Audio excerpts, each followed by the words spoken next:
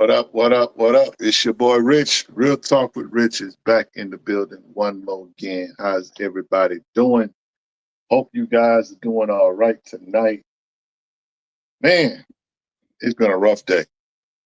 It's been a rough day. Even up to this point, trying to do this show, it has been interesting. So, anyway, hope you guys have had a great weekend. Hope everything is good. Hope you getting yourself ready for another week. But of course, it is a holiday weekend, so a lot of us are going to have tomorrow off. Shout out to the Dr. Martin Luther King Jr. holiday. So I hope you guys, if you got the day off, you know what I'm saying, I hope that everything goes well, that you rest. If you go out and doing some things, that you be safe or whatever. Again, you know, so it is a 3-day weekend for me, so I don't have to worry about getting up in the morning to go to work. But we're not going to be here long tonight because I'll be honest, I'm not just really feeling this because my team, unfortunately, shout out to the New England Patriots for making it hard to watch them today play my Texans. They beat the Texans 28-16. It was not good.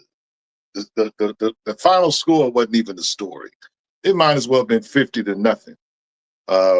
You know, shout out to C.J. Stroud. Quarterback is a tough position to play, and it's more tougher if you got stuff going on between your ears. And I feel like he let too much stuff in between his ears. In these last two games, whatever, he's thrown more picks than Matt Schaub, and it's kind of I was just disgusted. I was just straight up disgusted with that whole thing, man. Anyway. There's a game going on tonight, Chicago Bears and Los Angeles Rams, and the Rams are up by 7. So it ain't guaranteed. You know, cold weather is cold weather, but you know, in the Texans game or whatever, you know, that game could have went either way. Both quarterbacks were turning the ball over, there were fumbles and all that, but you can't ask your defense to be flawless, and your offense give you nothing. They gave them boys nothing to work with. Number one defense in the country, and they look regular today. And it's okay to be regular when you've run off 10 straight wins or whatever. You know what I'm saying? You can have a bad game, and the defense didn't have a bad game, but your quarterback, your offense gave you nothing. You couldn't run the ball. You couldn't throw a pass to save your life. Yeah, so I'm not rushing to get into this show tonight, but you know, like I said, I've had all kinds of stuff going on, the technical difficulties, trying to keep my notes together and all that. We're gonna free will it most of the way because I just don't have all my notes in front of me tonight. I can't even see the chat at this point. I'm trying to work on the computer here, so give me a sec while I deal with that. But I do want to just do some housekeeping work. Please like, share, and subscribe. You know what I'm saying? Tell a friend, tell a hater that we live tonight. We're going to talk about some real stuff. But like I said, I'm going to have to freestyle it because my ability, you know, and that's the thing about it. When you're old school, when you are an analog dude in a digital age, it can be frustrating. Because the night I need the digital stuff to work, I'm having issues. And so I'm like, okay, because normally I just write my notes down and that kind of thing. But something said, you know what, Rich, just do a document. You just put it on screen. You can watch it. You can kind of go off the notes and that. Now my stuff is literally buffering the hell. And so I'm like, wow, thanks a lot. If I'd have wrote everything down like I normally do, I wouldn't have this issue. But it is what it is. But we're going to keep moving. We're going to keep trucking along. You know what I'm saying? Black Comic Lords is, you know, don't no monkey stop no show. So it is what it is. But I do want to say shout out to everybody. Shout out to all of you guys that's in the chat. Like I said, I'm having issues tech-wise. I can't see fully who's in the chat. I know our producer, Derek, is out tonight. Paul is filling in for him. And so, Paul, is gonna do his best. You know what I'm saying? And we're gonna move along. What's going on, Moan? Good to see you. Appreciate you being here. Smooth approach. What's up? What's up? What's up? Who else we got in here? Maggio's workshop. Gotta make lemonade out of them lemons, bro. Bruh, look, I'm gonna tell you something. I don't know. I was just I put it like this here. It was one of them days where, you know what I'm saying, I was mad at my wife. That's another story. Then I'm watching the Texans. They just, you know, just you gotta laugh to keep from crying. That's all I'm gonna say. I was just like, it's been one of them days. It's just been a day. But other than that, you know what I'm saying, it's been a good day. I can't be mad at it. Robert Monroe Jr., what's going on? So I finally got my chat kind of going. Yeah. So appreciate y'all for being here on tonight. So we're gonna try to get into this, man. I want to shout out the Denver Broncos. But talk about, man, how you win the game, right? And you take a knee and you mess up your ankle. So now y'all asking a quarterback that hadn't been in a game in over 700 days to get y'all to the Super Bowl. I hate to say it, and since I'm here, I might as well go on and just say how frustrated this is. There's no Tom Brady. There's no Bill Belichick. But doggone it, if the New England Patriots are not one game away from the Super Bowl, ain't nobody mad about that. I mean, I'm not saying that the Broncos ain't show up. Shout out to my man Amir. But I gotta say, bruh, talk about a break. That was yeah. I hope the defense, they got a good defense. But man, y'all asking a guy to come off the bench to play in the AFC Championship game. Yeah, good luck with that. Shout out to Denver. Man. But anyway, blurs the word. What's going on? Talking about the Bears. Well, I need the Bears to catch up. They down by 7 right now. But anyway, let's get on and get into the show. First topic on tonight is we're going to do low-hanging fruit. That's a segment of our show where we just talk about the news and different things like that. And so what I want to do is I want to shout out my man, Amani Latif. Amani Latif of Black Comics Universe. He did an article recently on his page talking about blurred consciousness mapping the third space between blackness and nerd culture. I'm not going to get into the specifics of it, but I read the article. He sent it to me, and you know, I didn't really give him any feedback on this, you know what I'm saying? But I thought it was, you know, dope enough to mention here after reading it and talk. I want to just talk briefly about it, but I want you guys, without me discussing it, I want you guys to go to the link and just read it, check it out, you know what I'm saying? And check out Black Comics Universe. My man's dope. That's my partner. And so he's talking about this third space where, you know, blackness and nerd culture is interesting. Being able to navigate these two extremes. Because in the article, he makes a point to talk about how, you know, nerd culture generally shuns mainstream stuff. And yet, you know, being a blurred or black nerd or whatever, there's some level of whiteness that kind of like you kind of gravitate to in a way when it comes to things like pop culture and whatever. It's a pretty dope read. I want you guys to go check it out. And so, you know, all of us don't fall under whether we're, you know, we have some familiarity with black cultural consciousness and whatever, but we don't necessarily always 100% in. Now, there are those in this space who, you know what I'm saying, let them tell it they was born with an ankh in their hand. and they conscious to the 19th power. But and then there are those who are very, very conservative, and they'll sneeze away from being called a coon in some cases. But the point is that when you have to navigate this third space, which is like, I'm not fully in this, I'm not fully in that, you know what I'm saying? That's an interesting space to be in. I kind of sympathize or empathize, I should say, and can in some ways identify with that space or whatever. But it's an interesting read. You should go check it out. You know what I'm saying? I think it's pretty dope. So yeah. So just want to hit you guys with that. Bleeding Cool is our next article.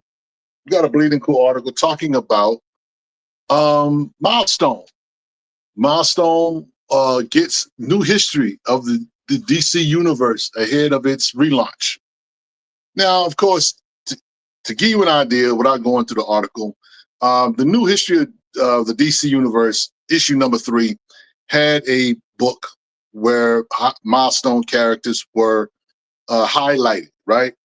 And in highlighting these characters, they are going to be joining the DC universe full time, I guess. And so to kind of like commemorate or celebrate or whatever you want to call it, there's a book coming out in February called the New History of the DC Universe, The Dakota Incident, issue number 1, written by Joseph Illich, or Joe Illich, the mayor. That's what I like to call him. Or the Godfather, I should say. Paul calls him the mayor. I call him the Godfather. But he's going to be writing a book detailing certain things that are going on with the Dakota Incident, particularly, and how these characters perhaps will be used in the future in terms of the DCU. I think it's pretty interesting, but I'm not one to like jump up and down about this kind of stuff because I just wish Milestone would just do Milestone stuff. They don't really need to be, and I'm not, that's just me. It's just my opinion. You know what I'm saying? I won't see Milestone characters in Milestone books. I know Static has been in some Teen Titan books. I know there have been cartoons with Milestone characters. I get it. I'm just here for the books. So, but this is coming out next month, and y'all look forward to check it out when it does come out, because again,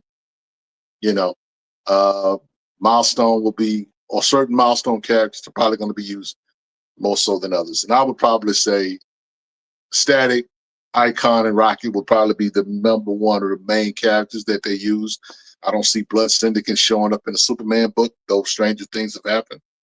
Hardware may pop up every now and then, but I have my own thoughts about Milestone, but I'll keep it to myself for now. Yeah. So anyway, so the next thing I want to talk about is next month there is a Black Panther 60th anniversary book coming out. The funny thing is that the 60th anniversary, I think, is in April. The official 60th anniversary is in April, but they're putting this book out in February because it's Black History Month, I guess. So, they're going to be, I think Cody Ziegler's writing in the book. Morewa Ayodele is writing in the book. Letha Martinez is doing some art. There's a number. Christopher Priest, I think, has a story, or is in the book, is featured as well. Evan Narcisse as well. So this is going to be a 48-page one-shot commemorating the 60th anniversary of the first appearance of Black Panther. So looking forward to that. Okay, so now my chat has died on me again. So it's just, ooh, Lord have mercy. That's all I can say. But yeah, so we got that coming up. Let me see what's going on. Give me a second. It is my chat has frozen on me. It is not good. It says not April. I know not April. It's correction says person says July. Okay, so if it's July, either way, why are you putting out a 60th anniversary book in in February, Black History Month? I get why they. There's a joke right there, but I'm not gonna do that. There's a joke right there, but I'm not gonna do that. But suffice to say that the 60th anniversary is if it's in July, right? Why are they releasing this in, as if Black people don't buy books in July? We'll talk about that kind of shenanigans later on. But that's what you get when you're a comic book fan. You have to put up with shenanigans like Marvel. So with that, but y'all look for that. That's coming out. You say do it. Nah, I want to keep my job. I want to keep my job. I don't want. I don't want to get.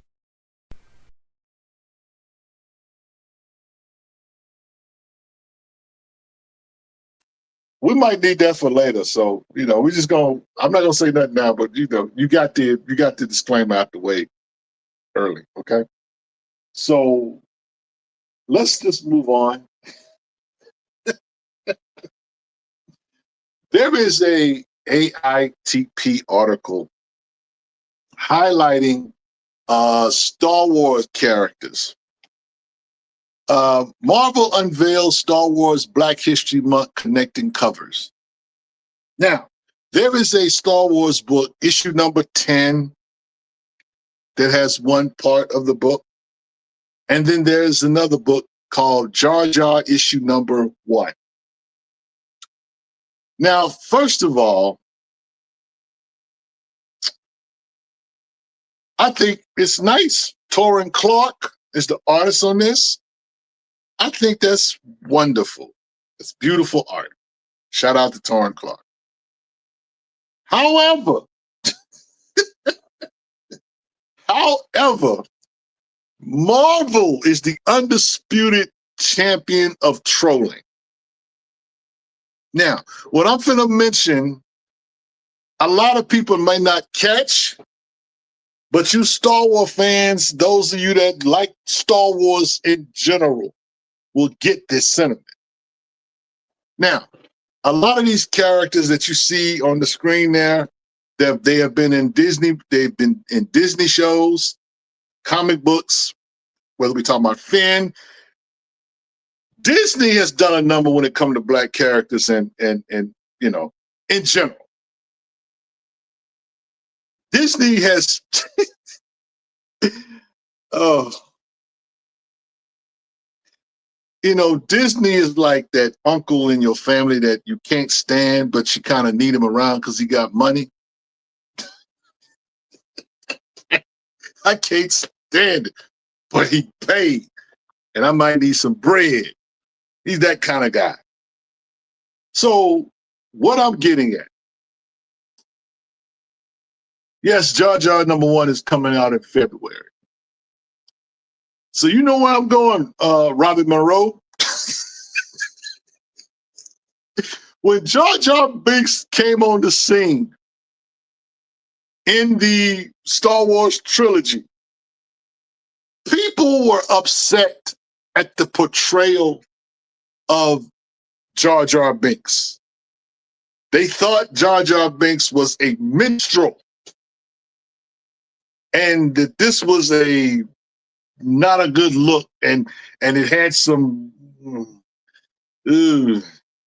Black folk was just not feeling Jar Jar Binks at all.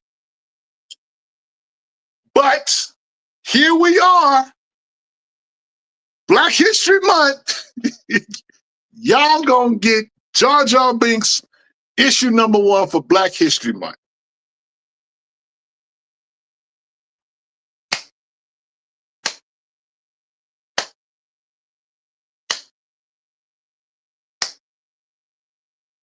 Well done, Marvel.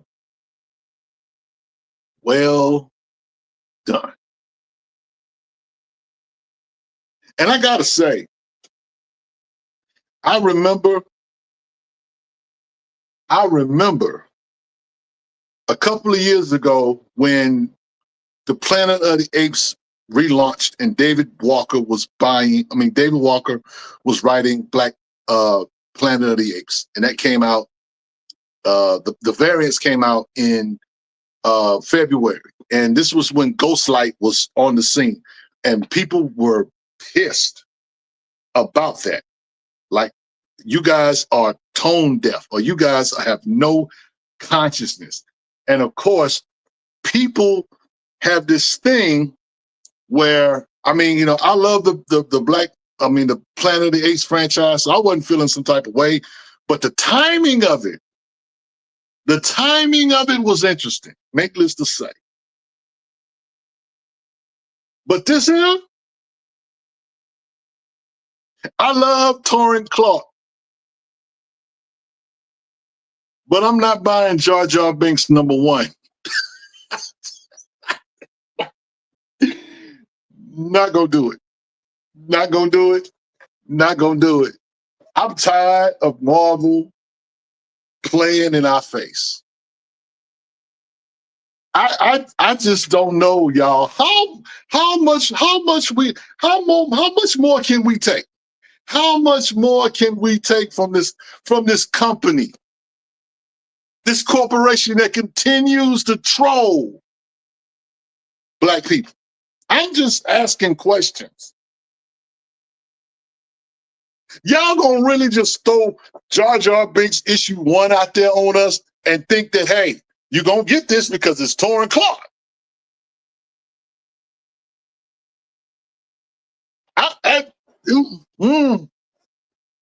Maybe that disclaimer came just in time.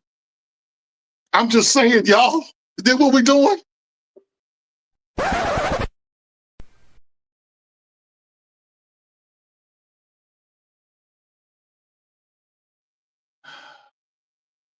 Yeah.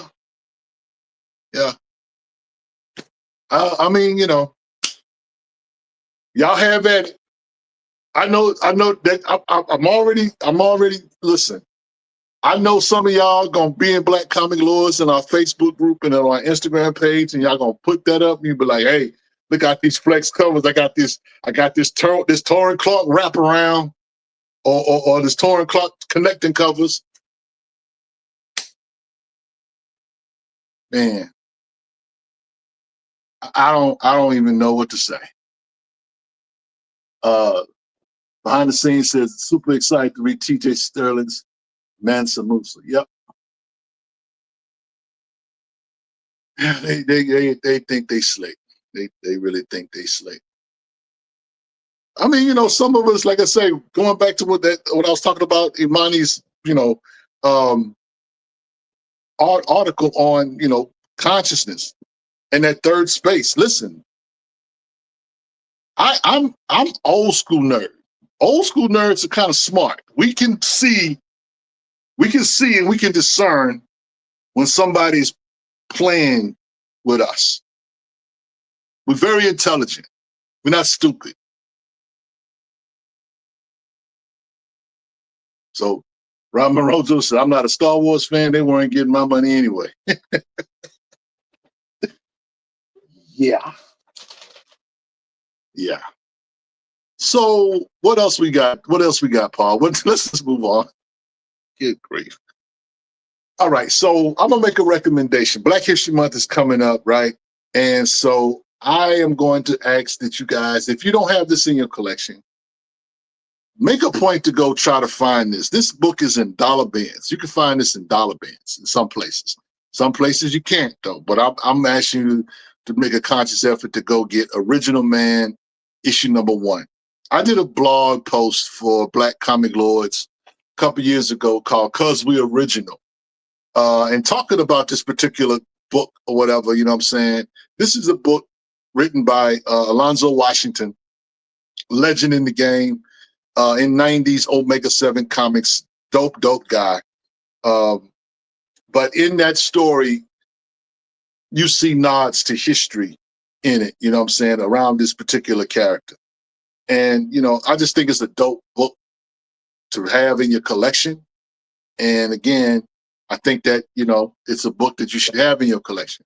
I don't like to police or insist on certain things being in people's collection. You collect what you love, you collect what you like, and that kind of thing. I dig it. But I think that if you are a Black comic book fan, Black comic book collector, you should have one of these in your collection. And like I say, you can find this book in dollar bins.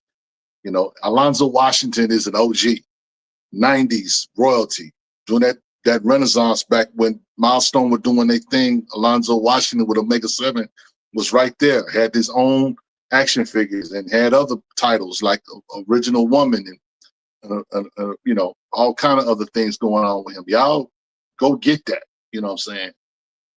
Now, Fast Willie says, honestly, I think y'all being a little too sensitive. Remember, they were actually trying to help rebuild that actor's career a few years back. It's not that serious. Fast Willie, I get what you're saying.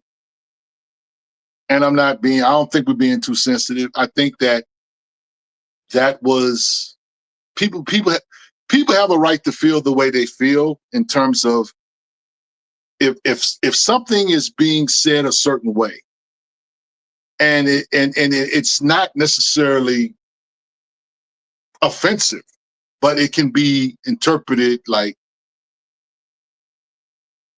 because people had questions. It felt like it was a minstrel show. And I get the whole story behind it. When we're talking about you sitting in the theater and watching this and you're looking at Jar Jar Binks like, okay, this is different. This is interesting. So it's not about us being sensitive. Now, like I say, if you want to go by all means. I'm not telling nobody don't get the book. But I you know, I can't look at that and be like, and take that serious. I'll just say it like that. You know, because people want to make Panthro black, you know what I'm saying? So maybe Jar Jar Binks isn't black. Maybe Jar Jar Binks just talk with an accent that happens to kind of sound.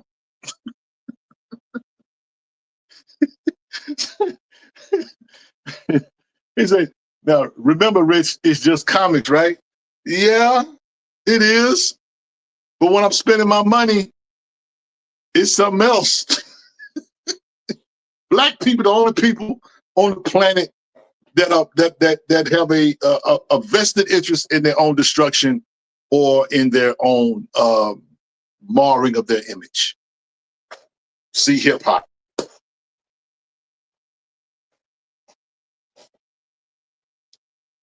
Can't say amen, say ouch. That's all I'm gonna say. Moana says, I felt uncomfortable watching Jar Jar Binks. My inner was not having it. Yep. Now, my Geo Workshop says they did rebuild my man's career. They made him a dope Jedi in The Mandalorian called Calorian Beck. The damage was already done. That part. So it's, again, and again, I'm not saying that we should hold on to that, but I just think that we need to see things for what they are. And given, let me just say this, Fast Willie, and given how they did my man Finn, I don't know if he was in the theaters when they first was doing that trilogy, and everybody saw Finn with that laser sword, with that lightsaber. We thought we were going to get a black Jedi on screen. But instead what we got was a man backing up Rey Skywalker. That's what we got, even though we thought that's what we were going to get. So if my feelings are a little hurt, if I'm a little butthurt behind the way black characters have been treated, by the way, Finn was on that cover, call me paranoid. I live in America.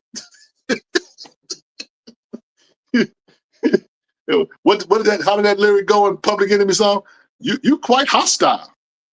I live in America. My people have been persecuted. Yeah. MJ said, no people with a sense in the marketing department. And that's all I'm saying. Who's in the room? What black person's in the room watching some of this stuff come out? Who's in the room that says, I don't know if we should go with that? We might want to do some some PR work before we put that out there. Out of all the characters, you run that out there for Black History Month. That's the Black History Month tribute. Jar Jar issue #1.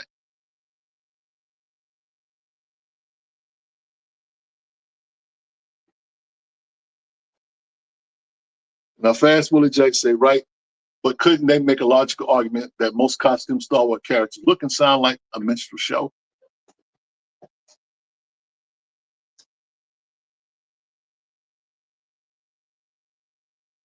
You said it. I don't know what else to say, bro. Now, Robert Monroe Jr. says, you know that there were no black people in that writer's room when they developed Jar Jar Binks. Anyone with a basic knowledge of early 20th century or 20th century cinema would have known that it was offensive. That's all I'm saying. That is all I'm saying. So, y'all, anyway, y'all go get Original Man by Alonzo Washington. Y'all go pick that up. Right now, we're going to take a quick commercial break. And when we come back, we're going to get into the shenanigans. That is Black Comic Books and Black History Month. When more is less and when less is more. Be right back.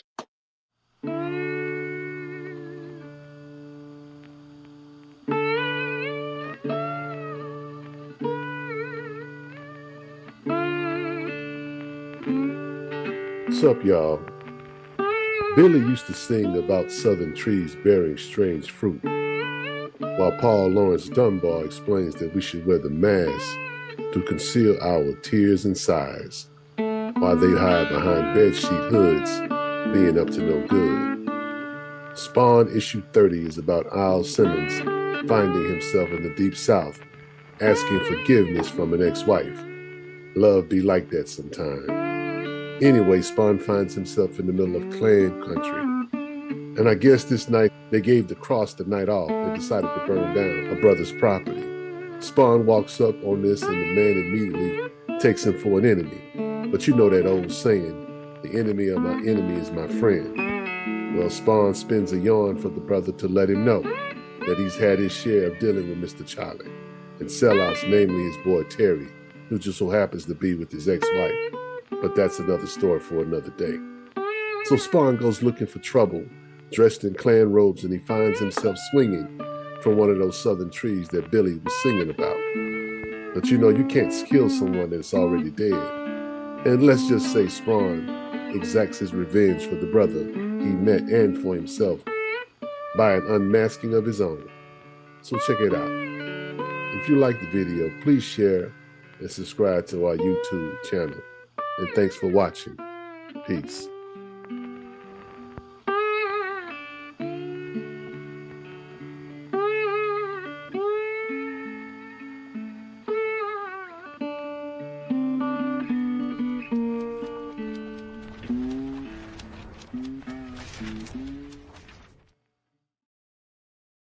Yeah, I want my daddy's records.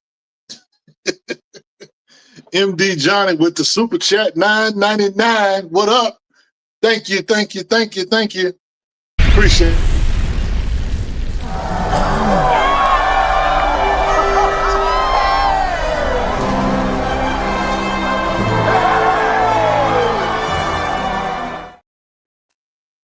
All right.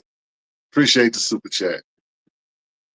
Robert Monroe Jr. says, I picked up Original Man in the 90s when I worked in a comic book store. Yeah. Man, the 90s was dope, bro. Comics, music. Yeah, 90s was... I used to think that nothing could touch the 70s, but the 90s was his own animal, and it was amazing. Yeah. So anyway, in a few days, we will be celebrating Black History Month, a month that has been designated in February, the shortest month of the year And people have had their feelings about that, but we all know that that was really the idea, that people could kind of like associate this with President's Day and it wouldn't get lost, if that makes any sense. So it wasn't like they gave us this day or whatever. Like, no, it was done with intentions, not for it to be the shortest month, but it just had to, which is weird too, but I get it, you know what I'm saying? It's kind of like what Herschel does. Shout out to my man Herschel. Herschel makes these fantastic covers, right? And he redoes these covers and he makes them, he improves them, that kind of thing. But I have heard Herschel say that he can't get nobody to check for the characters or for the comic itself unless he puts a white character on it. Now, he does this in a black space. Okay? He does this in a black space, and some people, for whatever reason, cannot salute and shout and applaud our own stuff. It has to have somebody from the mainstream or dominant culture for it to like really go viral or for it to live, for people to really click and like it. It's weird, but that's what it is. So anyway, my point is that when they created this holiday, during President's Day and that kind of thing, that was the whole sentiment. That people were, while you're thinking about President's Day, well, let's think about Black History Month. Because before it was just called Negro History Week. It was only 1 week at one point. It morphed into Black History Month. So anyway, now, let me say this. Let me move something up quick. He says, how do you get one of my comic books in your hands, Rich? Yeah. My man Paul just hit you up. He says, just contact us at blackcomiclords@gmail.com. Appreciate you. So it's Black History Month, and during this month or whatever, right? We sometimes will get offerings from Marvel and DC commemorating Black History Month. And it wound up being, it was a running joke, I would say, because that was the only time we would get any representation or what we call temporary representation, or what's the word I'm looking for? Pandering. There was some pandering, right? But this year, 2026, there is no Marvel voices. There is no DC power. I don't know if Marvel and DC have been listening to me or Paul or Herschel, or they just got tired of books being just on the shelf falling off. Because I've seen DC Power 2024 books on the shelf recently at comic shops. I've seen some of these books just kind of just be on the shelf for no reason at all. Nobody buying them. Nobody buying them. And, but there's none of that now.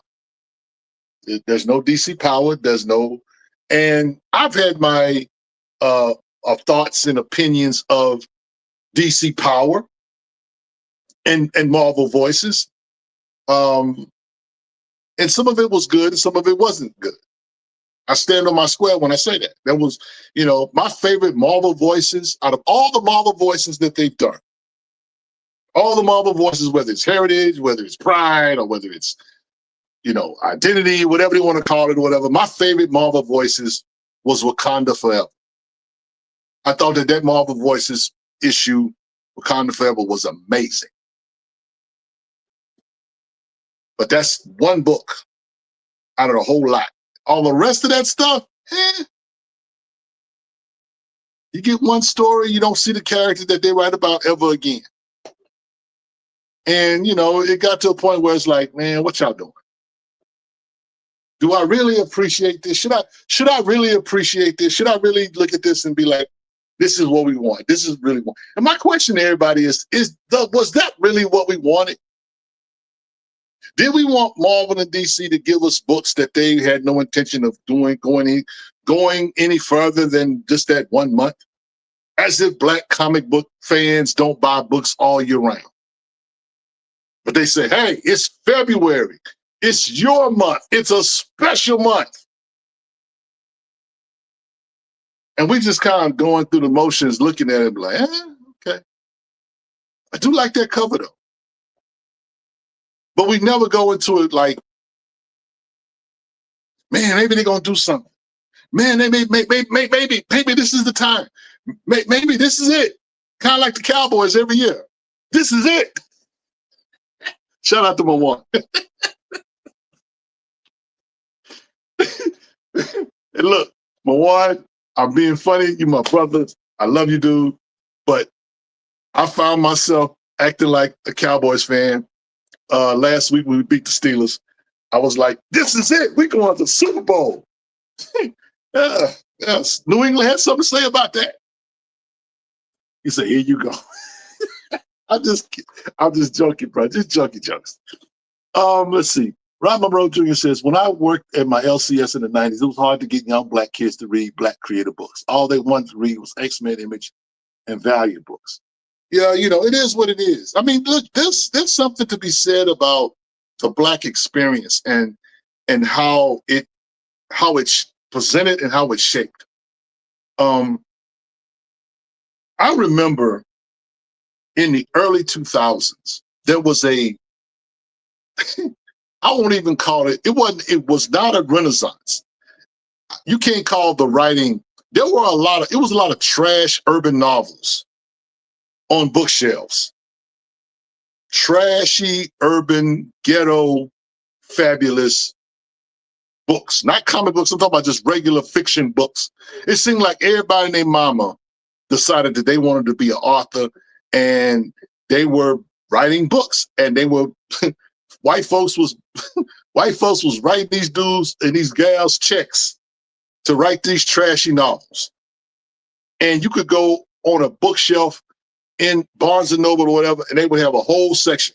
It was all ghetto, fabulous garbage, trash books. And I'm gonna tell you, there was a movie that came out about a couple years ago or a year or so ago. Jeffrey Wright, American Fiction, basically was about that, how people were not into the art of literature, that it had become a ghetto fabulous dumpster fire. That's what it was. It was nothing redeemable about it. You got to understand that when that was going on in the early 2000s and when they were putting that trash out, no one thought beyond the fleshly or carnal or low vibrational content or entertainment that they were producing. You were never going to get a Toni Morrison out of that. You were never going to get a Chester Himes, a Langston Hughes, or anything of that sort out of all that trash. That was what it was. There was only a few writers that came out of that had real skill and had real stories. Shout out to Eric Jerome Dickey. He was one of those who rose above the fray. And matter of fact, I would say Eric Jerome Dickey actually was really above the fray, or right before that explosion of these ghetto fabulous books came out. He was someone that had real staying power. But for whatever reason, white literary companies were throwing money at these Black authors. Whether they were talking about their baby mamas, or whether they were talking about criminality or whatever, but it was trash. All of it was trash. And it was on the shelves for a long time. And people thought that was some kind of quote unquote representation.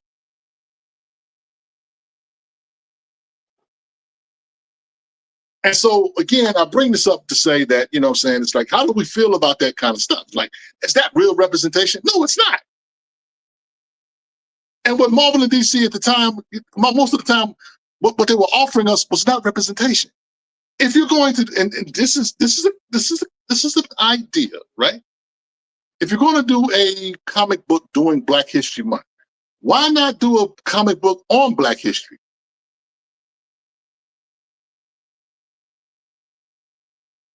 Why not? Why not tell some Black history stories or document some Black history facts and notes? Do a comic book on some inventors. Put him in, if you're gonna put him in a Superman book, put Elijah McCoy, somebody in a comic book with do some time traveling stuff, Icon or whomever, and they meet some of these inventors. I'm just saying, if you're gonna do these things during Black History Month, why don't you tell some Black history? Now, I asked the question: is less more, or is more less? So we're not getting those books that we want. We're not. We didn't really ask for DC Power. We really didn't ask for Marvel Voices, and we're not getting anything like that this month. Shout out to IDW. Bring that up, Paul. There is a book coming out next month, written by Stephanie Williams. That shout out to the Queen, Nyota Uhura from Star Trek is going to have her book, a story that could not be told until now. And, basically it's going to be a time travel book, but it's going to be a book about her and during the civil rights, period. This is the kind of stuff that you're supposed to get. Yes, Milestone did do that. And no one talked about it. No one, but here's the thing about the Milestone book. The reason why I think Milestone, I'm gonna say the marketing people that Milestone dropped the ball on that one.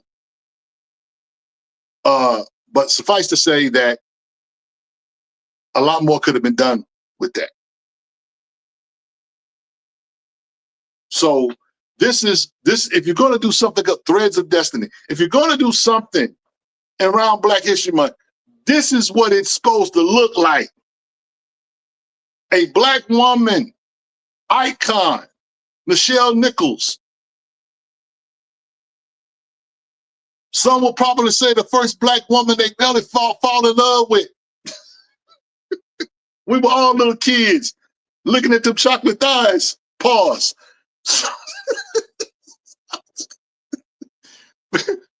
But she was, smart, intelligent, beautiful. And she was around during the time of the Civil Rights Movement.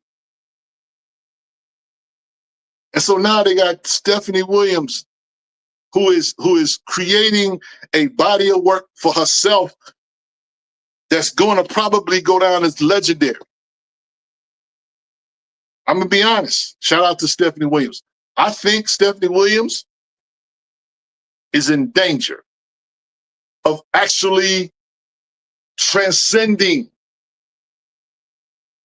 She won't just be the Black writer, the Black woman writer. She's doing something special. She lit right now. She's got a couple of books right now she's doing a thing. And people can't front on her skills. She know how to write.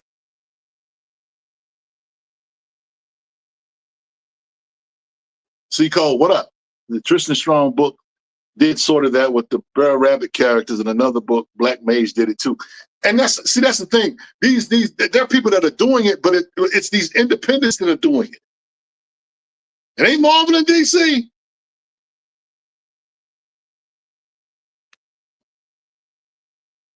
I'm just saying, y'all. I'm just asking questions. Now, let me flip this. Because I'm talking about Marvel and DC. Now it's time for me to talk to the independents. Shout out to all the independent creators out there. Shout out to all the Black independent creators out there. You got a whole month, Black History Month. You got a whole month to get somebody interested in your stuff. Because people, whether you know it or not, I have an idea about it or not, people might check for your stuff this kind of time of the year. But I'm talking about people that doesn't necessarily collect comic books on a regular basis. If I'm a parent And I don't know nothing about superheroes or whatever, but I want my kid to have some Black history. I want my kid to have something that she can see, or her or him can see themselves in it. Don't you think you should try to put a book on sale? Instead of selling your book for $10, might have a Black History Month discount, sell it for $5. I'm just saying, we know that Black History Month is 24/7, but since it is Black History Month and Carter G. Woodson helped facilitate this amazing month or whatever to learn about Black inventors and people that have accomplished real heroes, y'all could get on y'all could get on this train and take the train over and show the mainstream how to really do Black history. There are people that's doing T.J. Stearns, Mansa Musa. That is amazing. That's phenomenal, whatever. But some of y'all got books on top of books on top of books. I hope y'all gonna do some Black History Month specials.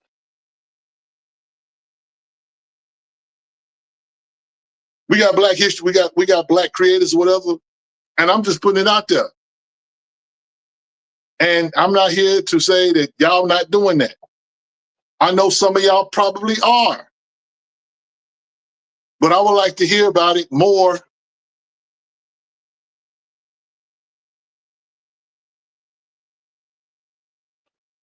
M.D. John says, the big two don't have competition for our dollars in February. Question. When Milestone was publishing, did the big two respond with Black-led run? No, they didn't. I will say that they tried to do some stuff. They really did. I mean, you think about Spawn, for example. You know, they had their Marvel had their they had their Spawn knockoff called Night Watch. They were doing small stuff, but they weren't really trying to just like go on and invest and go in like that. Robert Monroe Jr. says, I agree with you about the trash novels they were doing with Black literature, what they're also doing with rap music. Yeah. And it's funny what happens. What happens when all of that is, it becomes a niche, and then before you know it, it ain't even on the shelf like that. But at one time it was the biggest thing. And so we all know when it comes to media, that kind of thing, there's only a handful of companies that have that control what everybody sees. There's only a handful of people, 8, 9 people in the world controlling what everybody sees. So again, it's one of those things where me personally, you know what I'm saying? If I see something I like during Black History Month, dope cover, whatever, I'm no different than anybody else. If I like it, I'm gonna buy it. Dennis Cowan, they did the tribute. I can't think of what book it was, but they did the 1968 Mexico tribute. God, I'm losing the guy's name. Carlos, I think is the name of the guy, but they were the guys with the Black Power fist, and Dennis Cowan did the tribute for them with Static, and had some other characters on there as well, Flash, things of that nature. Something like that is amazing all by itself, because if you know history, you know the importance of what that image is. But sometimes we don't get that kind of stuff. That's why I love Dennis Cowan, because he can do those kind of things. Says Rich, Pastor Willie Jackson, yo, Rich, I heard that limited special edition Harlem Youth Report is coming out next month for the 100th anniversary of Black History Month. Is that true? I have not heard, brother. That's the first time I'm hearing that. Ursula says, ain't no way. Ain't no way what, bro? But, the thing is, when it comes to Black history, you know what I'm saying, our heroes are, just that, heroes. And it's a time where we can celebrate, commemorate. Now, my wife is a teacher. And so my wife is used to always putting up, Black history displays at her school and that kind of thing. And I've seen my wife's displays and stuff. And And my wife, I gotta shout my wife out. You know, my wife goes hard for black people, especially for black children. She goes hard for black children. She loves educating and pouring into black children. And we're in a school district now where the school that she's at is really poor, and they're getting ready to shut it down. And unfortunately, you know, she wasn't allowed to decorate like she normally would. She could decorate her room, but my wife would have stuff in the hallway. It didn't matter. It didn't matter who said what. My wife is the type of person. It wasn't just enough for her to just decorate her room. She would decorate the hallway. I think my wife was a graffiti artist in another life. I'm just being facetious when I say that. But she wasn't allowed to do that. And ultimately, the school that she's teaching it now, they're closing it down. And so when things like this happen, people decide, well, you know what? Why should we do it? You know, why should we do it? They're closing the school. Why should we care? They getting ready to do away with school. And it broke my wife's heart because, again, it doesn't matter what they're going to do in July. My wife is thinking about what the kids could see in February. And so I think sometimes we don't even champion our own stuff when we're supposed to. And I'm not saying it's not up to Marvel and DC to give us the representation that we want. Let me tell you something.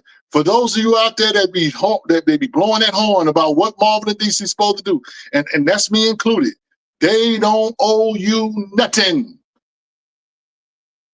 Because these are corporations. One is owned by Warner Brothers, the other is owned by Disney. They don't owe you nothing. Matter of fact, I'm going to be honest with you. Black creators really don't owe you nothing. If they decide to give you something, offer you something or whatever, it's up to you and I to try to find some appreciation and consume it and enjoy it for what it is. And then ask them to give us more if we really, really enjoy it. You know, our people in Africa used to be called the older elders among the clans and tribes or whatever. They would sit around and they would tell stories. These were griots. These were the storytellers in the tribe, and the young would sit around them, and these elders would tell them stories and tell them about their past and what's expected of them in the future. All of these things. We're losing that. We're losing that. Comics is an amazing medium, an amazing storytelling medium. But if we don't hold it to be sacred, it'll go like the dodo bird.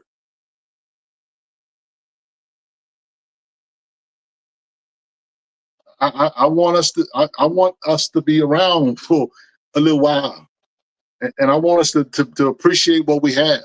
Now, I'm not saying that, you know, the temporary representation, you know, listen, I can't tell nobody to go out and buy this book or whatever if I know it's temporary representation, that it's not going to lead to anything else. I can't consciously do that. I can't. You know what I'm saying? I believe that we should hold Marvel and DC accountable if you're putting it out there, Marvel and DC, and you want us to really take you serious, yeah, you know, we're going to hold you accountable for it. But I don't let that distract me from the fact that you don't really owe me anything. And I can't really be mad about it. That's why when I heard that we weren't getting a DC Power book, I didn't care. I didn't ask for the one in 2025. I didn't ask for the one in 2024. And I sure didn't ask for the one in 2023. I got it. But I didn't really, it didn't inspire me. I mean, my inspiration comes out of independent books. Milestone. I love Milestone. Those stories they have aged well. Those stories, the original Milestone, those stories have aged well. Yeah, dope.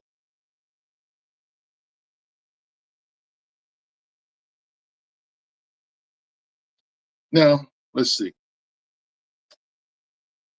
The cat who wrote World War Z did a comic called Harlem Hellfighters about this badass black regiment in World War One. Yeah, I have that book around here somewhere. Where is it?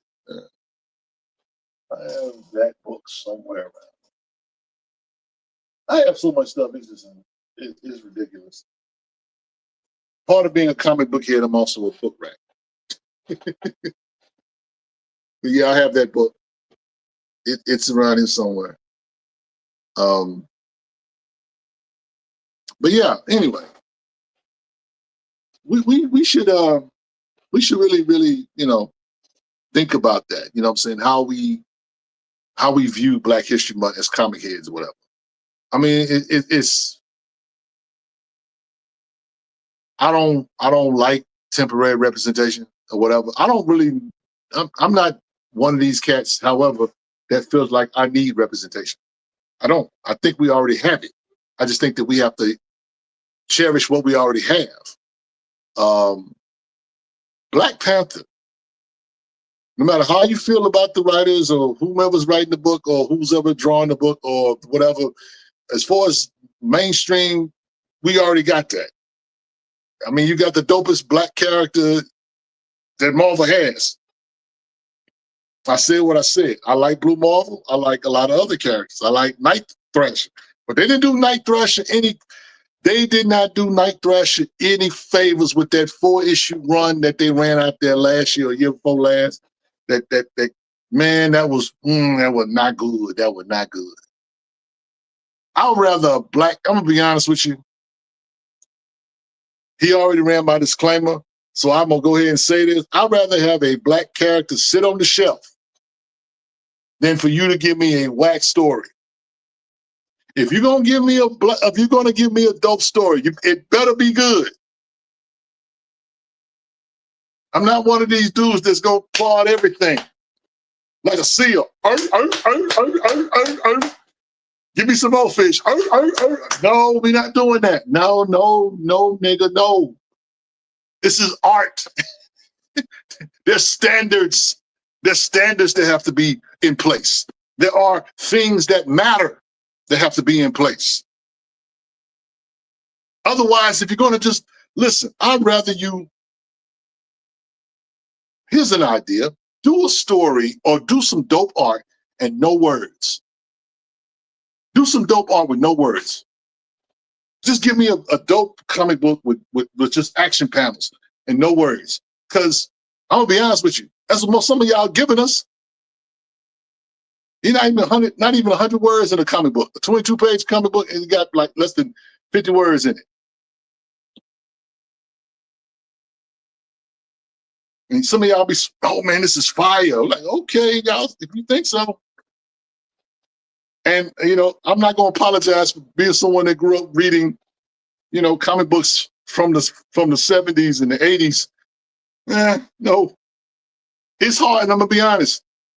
If a kid has been reading comic books from the 80s and 90s, and X-Men books, and he's been reading Christopher Claremont, I'm sorry. You might have to up your pen. You might have to get your skill right. I'm just saying. I mean, we want people to appreciate what we have or whatever. But at the end of the day, this is an art form. This is an art form. Everybody that's they call themselves a comic book artist. They just not that good. Some of them are not that good. Some of them are very, very, very good, very talented, but some are not. Me and Herschel joke all the time. You know what I'm saying? Like my 5-year-old can do better than that or whatever. We being facetious when we say these kind of things, but the cream always rises to the top. I was reminded of something a couple of days ago. Everything that's big or whatever is not necessarily better. Some stuff is just swole. So, what I'm saying? To me, We just got to do our best. We talk about Black excellence. That's what we want. You know what I'm saying? When Brandon Thomas, shout out to my guy. When Brandon Thomas wrote Black Lightning, I was so proud. I was so proud. One, I was proud that they let a Black man write Black Lightning. Two, that's my guy. And I wanted to see my man in a comic book. And three, it was good. It was very, very good. John Jennings wrote a 5-issue book called Ghostlight for Marvel. Ghostlight hadn't been seen ever since. But I don't think anybody that's a comic book head could pick that book up and say that book was whack. That book was dope. Was dope. And we don't talk about it. We don't talk about our heroes. Why is Dr. John Jennings appreciated in more white spaces than Black spaces? And he talks about Afrofuturism all the time. I'm just saying.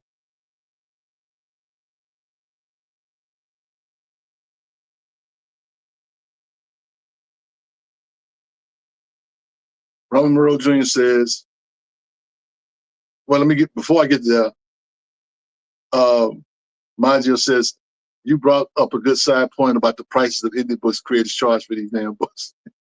Mawan says, I guess they think our attention span is not up to par to read more words of it on an intellectual level. I mean, again, I don't understand it, because comic books are for, geeky people, for people that want their brains stimulated. Other parts of the brain, visual parts can be stimulated too, but our minds have to be stimulated as well. Give us some food for thought. Ron Monroe Jr. says, my 22-year-old son has been reading books from the 70s and 80s and surprised at how many words are books between panels and the word balloons. I mean, grow. I was looking at a post on Facebook, and it was about Kai Cenat. And Kai Cenat is a YouTuber, or not a YouTuber, but he's a streamer who's got millions of followers, very, very popular young Black man. And Kai Cenat sometimes is very transparent about the things that he deals with or whatever. And so people were really getting at this dude because he was literally looking up words from words he didn't understand. He was reading something and he didn't understand the words, and so he would, looking up in a dictionary to see something meaning, and people were clowning him. This is the kind of foolishness that's out here today, where we're clowning people for wanting to be intelligent, and we're clowning people for wanting to have a brain.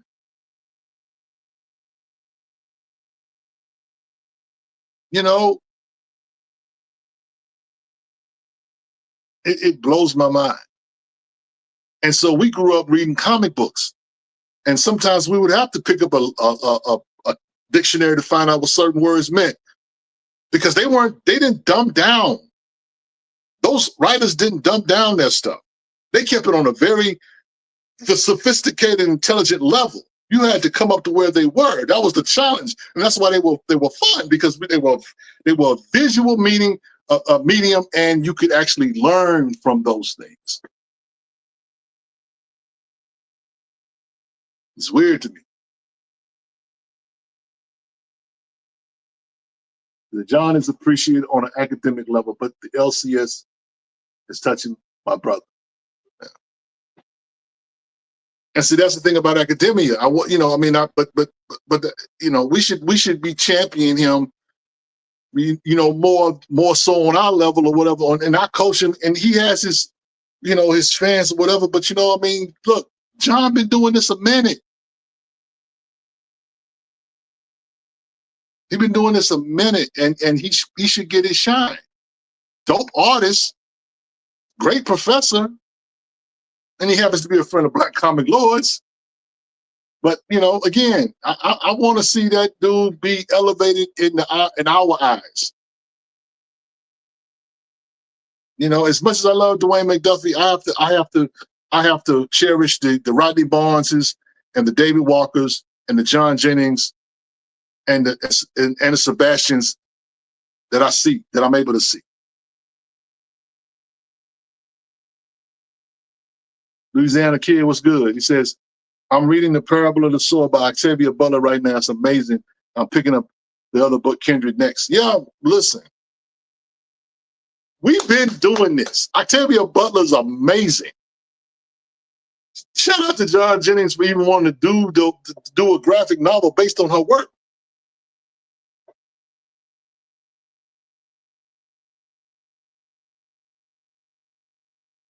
Elijah's Workshop says this whole country is anti-intellectual as it relates to blame the mainstream hip-hop garbage. Yeah, you know. It is. It is. But yo, man, look, I'm not gonna act like I have the answers to anything. I'm just a black man offering social commentary, trying to live my best life in the midst of this chaos. I just want us to have and not lose the important aspects of who we are, because we're living in a day and age where the intellectualism is being frowned upon, and it's being looked at. I mean, all you got to do is look who's in the White House. that that's all you need to know. That's all you need to know. I mean, and again, I don't want to get political or whatever, but that's all you need to know. And it's when this is all said and done. I'm talking about with the dude that's in that, and that's at 1600 Pennsylvania. When this is all said and done, and people start writing books about this time period, it is going to be interesting to see what people look to and reference when it comes to why things happen the way they happen. Because I don't believe nothing happens by accident. That this was all intentional and purpose driven.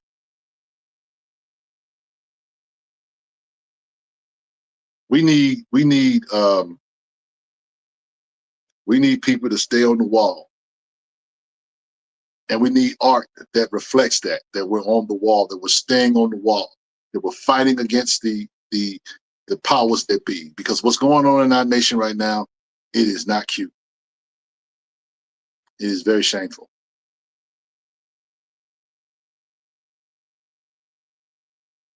It's all black spaces are by their very nature political, though, right? Oh, absolutely. Listen, being black is political. It's, you know what I'm saying? We can't put this jacket on and take it off, even though some people try. No. I mean, by our very nature or whatever, we're having to navigate through these minefields of white supremacy or whatever you want to call it.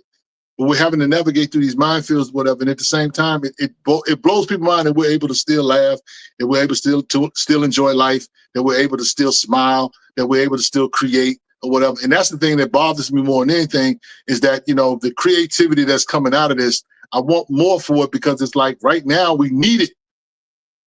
We need inspiration. We need inspiration. Right now, I don't know what we have today. It ain't inspiration. It's perspiration. It's not inspiration, it's perspiration. We just smelly and funky for no reason at all. We need Afrofuturism. We need the Tim Fielders of the world. We need the Junie Bars of the world. We need the David Walkers of the world. We need the John Jennings of the world. We need, these heroes, these comic book writers and artists, these heroes to inspire us to go on and read more. I shout out to David Walker. I love that dude, and he writes he writes about things that he cares about, and it shows in his writing. It shows in his writing. That's why that Nighthawk, that limited issue Nighthawk issue 1 through 6, is amazing. Ain't nothing been out since it. Yep. So look, guys, I'm gonna go ahead and get on out the way. Let me see something. Yeah. We're gonna get out the way, man. I appreciate each and every one of y'all. I want to thank all of you for hanging out with your boy. Want to shout out all of you guys who care about this art like I do. And maybe I don't have the answers, but maybe we can come up with the answers together. I think the first step is just to acknowledge it's an issue and we got to do something about it. So with that said, I'm gonna go ahead and give the benediction. The benediction comes from Psalm 112, Psalm 112, verse number 1. It says that happy is the person who fears the Lord, taking great delight in his commands. From the stronghold that is Black Comic Lords and Black Superheroes Forever, it's your boy Rich. Until next time, we'll see you guys later. Enjoy the rest of the game. I'll see you when I see you. Peace.